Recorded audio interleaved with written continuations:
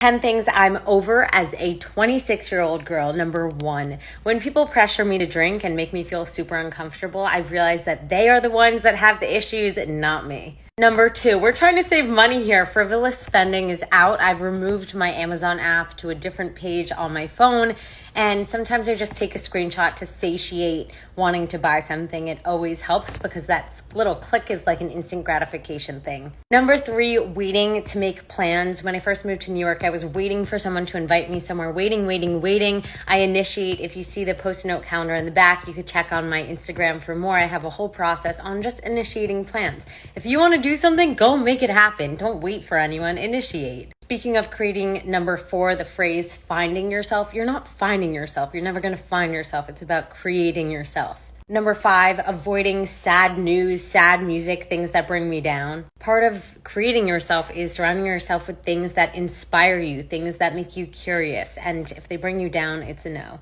Number 6, speaking of things that bring you down, letting people go and being okay with the fact that you're going to have to let people go. Creating boundaries, not always having to say an answer right in the moment, saying, I'll get back to you, and setting boundaries for what's okay and not okay in your relationships is so important. Number 7, realizing that mean girls will always exist, which is super sad, and just understanding that I'll take up space at their table, but they have no rent in my head, and that's cool. When you know your worth, you don't really have to prove anything to anyone, so you can either partake or just let the drama play itself out. Number 8, speaking of bad, yucky things, food that makes me feel gross is just a no. I'm pretty much gluten-free. Well, I am gluten-free. I try to avoid sugar, and I've realized that my body works as a machine. And I have to feed it in order to let it fuel, especially if I have ADHD or autoimmune diseases. They're triggered by the food we eat, and just lying to yourself and saying that food doesn't affect you is a lie.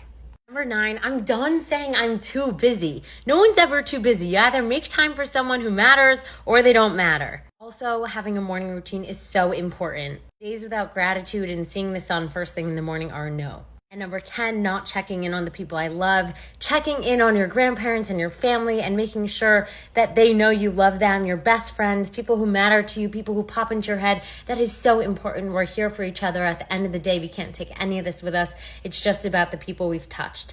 I hope that hit you or touched you in some way. And I'm Liv Schreiber. Thanks so much for being here. Love ya. Let me know if you want me to do another one of these.